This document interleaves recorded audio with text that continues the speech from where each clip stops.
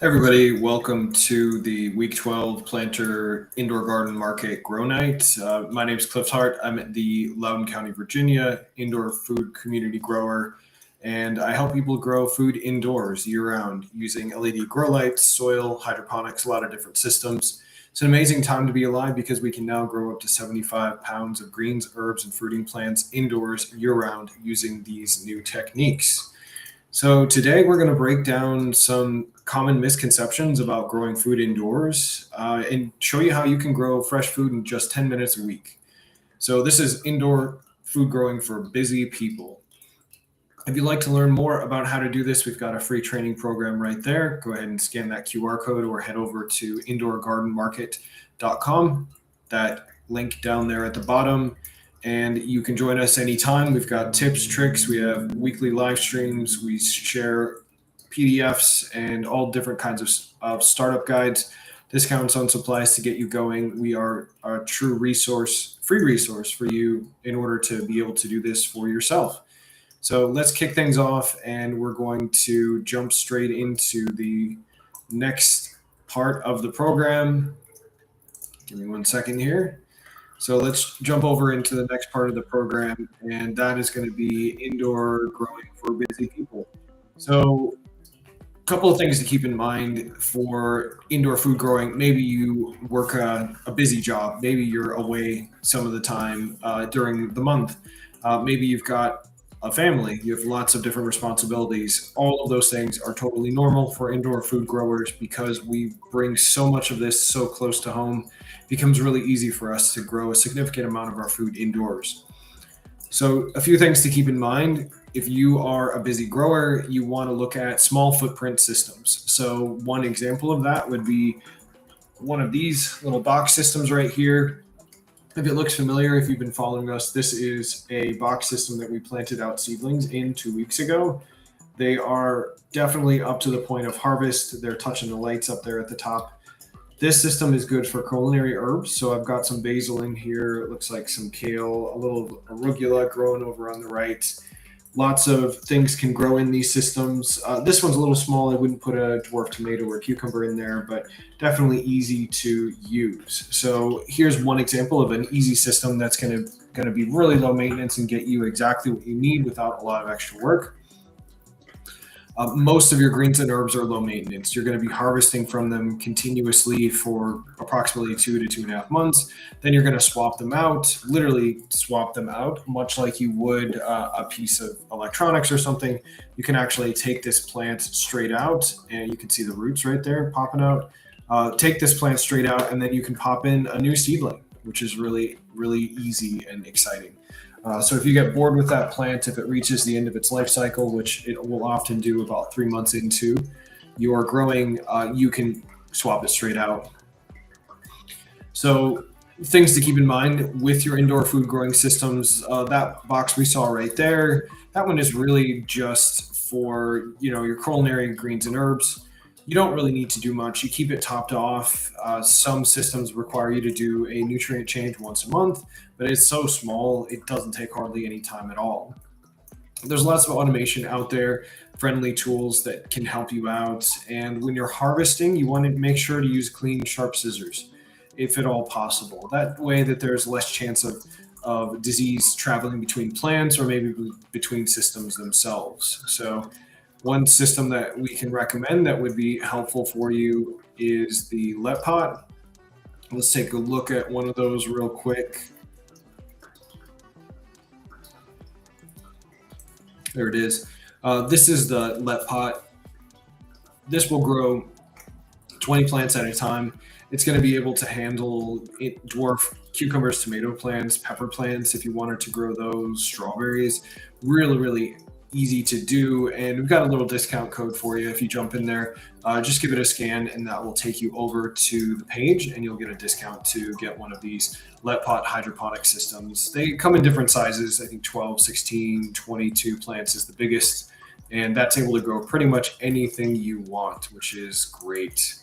Moving right along here, a big myth about indoor food growing is that it takes too much time. Definitely not true. It is very easy to do. You can take a couple of minutes a day to check on your plants if you want. You could even skip sometimes, when they're seedlings and they're just popping up and jumping into high growth. You could skip it for a week. You really wouldn't need to pay too much attention to it. When you start harvesting, that's when you're going to do most of your work. Somewhat ironically, most of the time for indoor growing is spent harvesting and growing the next batch of seedlings. But you're indoors. You're not dealing with heat, bugs, snakes, deer, any of the stuff outside that might affect you. You can do it right now. If you plant out a bunch of seedlings right now, you'd be harvesting before Christmas. So you can have fresh greens grown for yourself, no pesticides, no herbicides, no strange things. You grow exactly what you want and nothing else. And the reason we can do that is because LED lights are extremely powerful and very efficient, extremely cheap. So you can have lights that run automatically.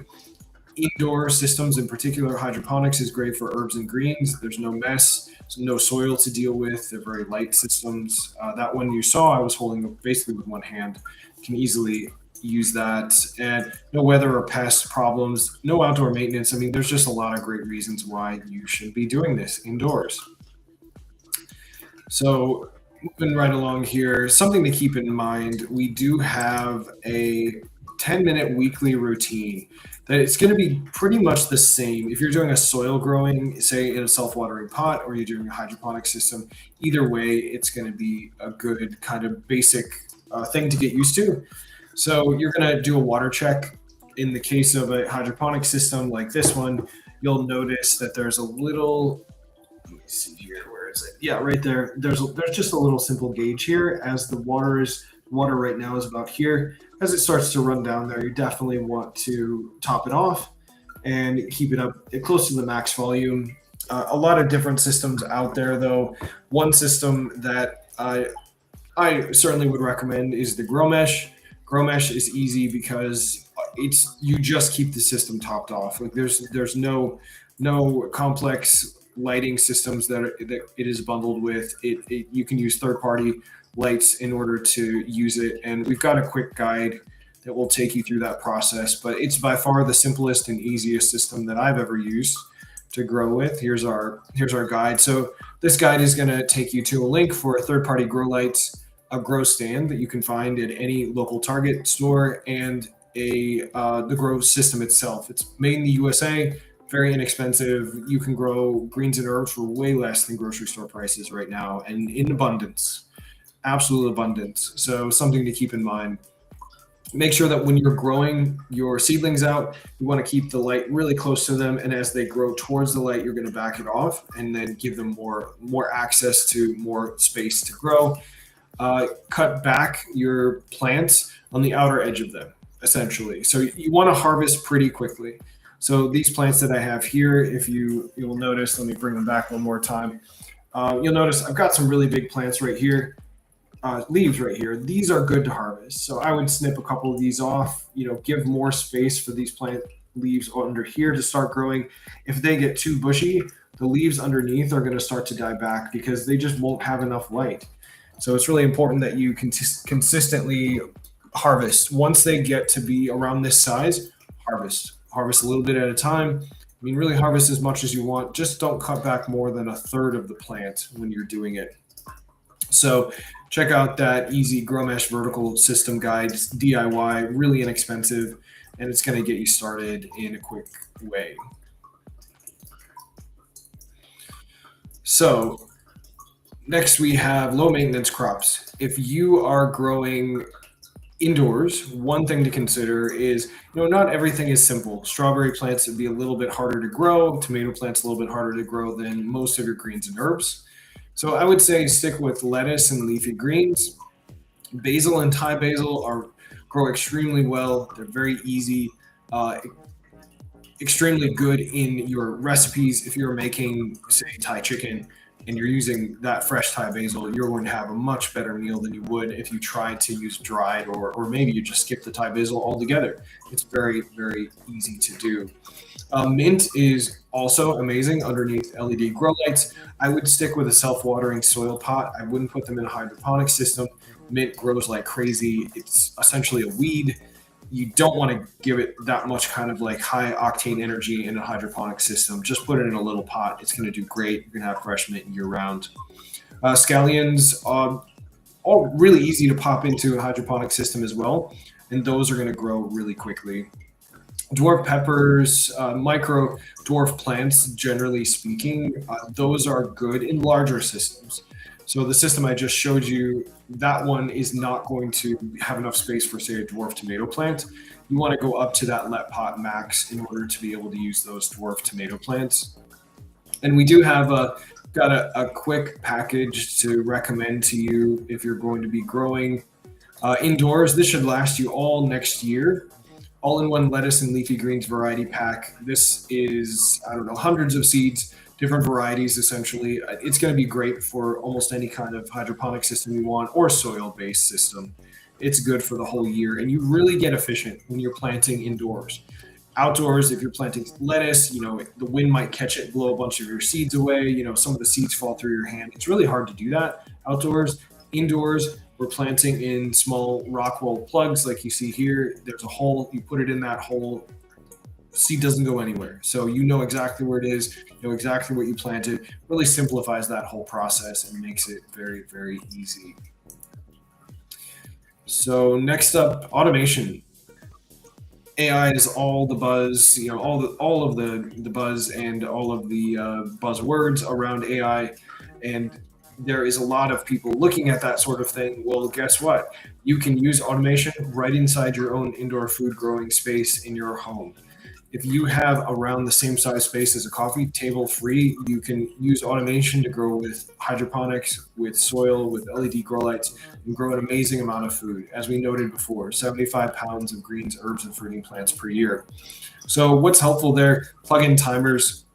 The one you see pictured there is standard. You can find it at almost any hardware store, big box store, doesn't matter. Really inexpensive. That's going to cycle the times on and off for you. I would say give your greens and herbs 16 to 18 hours per day. Or if you're like me, I would just tend to turn them on when I get up in the morning, and I turn them off before I go to sleep. So right about that amount of time, they get great growth. Clip fans are nice because if you start to have mold problems or some kind of issues with the plugs, you can actually turn that fan on and it's going to reduce those issues pretty quickly. Good to know, where the light is, and auto watering is also possible.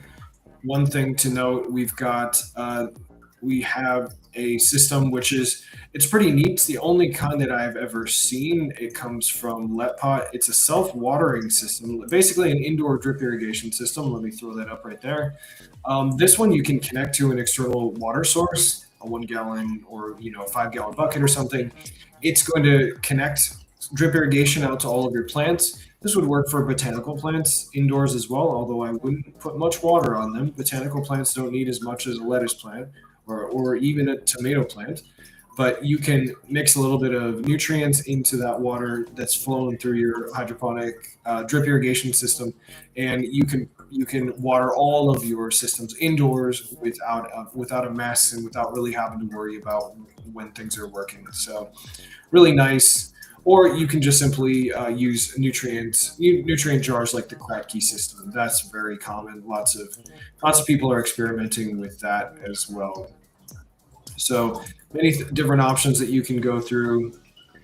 One thing to note, it's important to kind of watch out for things. You want to prevent problems early if at all possible. And so, for example, you can cover Rockwell to block light so you don't have an algae buildup on the plugs themselves. That can happen. Obviously, maintain that airflow, and vice versa. Make sure to be careful not to put your systems too close to a vent where it's being blown hot air, or maybe where it's getting a bunch of cold air from a drafty window. That's important. Refresh your nutrients regularly, depending on the kind of system. Some you'll just top them off, and then periodic, like every couple of months, you'll refresh them. Some, like the Grow Mesh system, which we like to use, that one you're going to refresh your nutrients every month. And it's not a huge gallon. It's not a huge reservoir. It only holds 1 gallon, so there's lots so you don't really waste much. And I tend to take my nutrients that I've used already from my hydroponic systems, and then I use them in my self-watering pots, or I use them on my other pots. So I don't really waste anything. All the nutrients are used.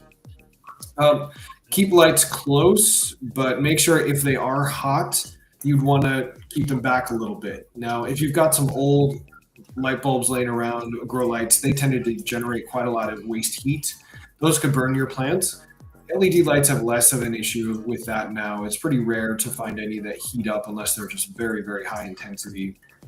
And keep in mind, depending on the kind of system, you may have to come back weekly and check to make sure pH or EC or any of those kinds of metrics are working okay. But there's lots of systems that are pretty easy maintenance wise. They don't really require that. So you can check out those on our website, indoorgardenmarket.com. And we have a section under systems we love. So keep that in mind as well. Thanks so much for joining us here. It's always fun to talk about all of these things.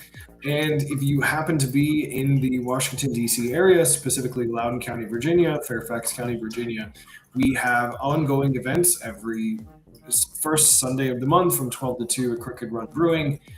You can get seedling bundles to actually take home and then pop into whatever system you want. So if you've got one of these systems sitting around at home, haven't used it in a while, kind of got lazy to put seeds into it, no problem. You can pop in, grab one of our seedling bundles, and then you put the seedlings right into this system. It's going to be harvesting the following week. That's how fast these grow. And we've already figured out the hard part for you, so you can get one of these seedling bundles, pick it up at our local event, and you can get one every month if you need one. So really easy to do.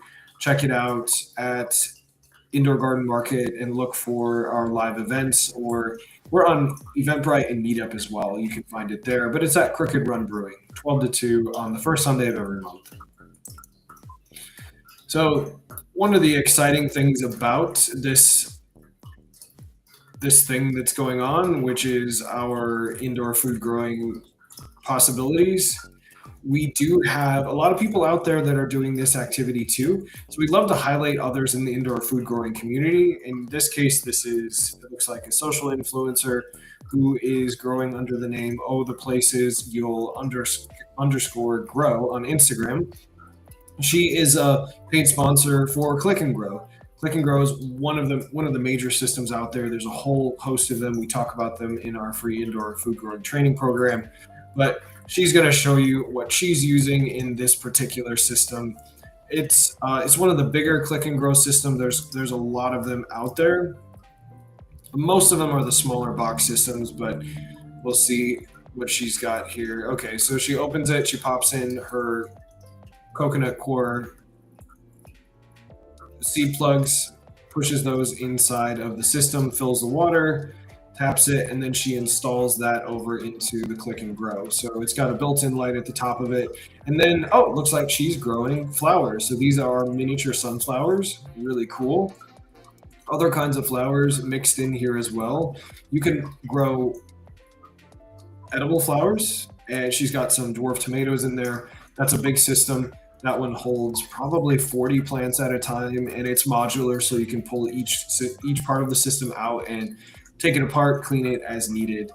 So really easy to do, and exciting to see how she's growing at the places you'll underscore grow on Instagram. And we'll check back in with her, see the kinds of things she's growing as well in the future.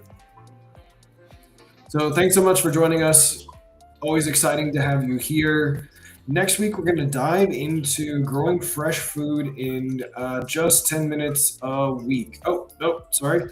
Actually, we have a new subject next week.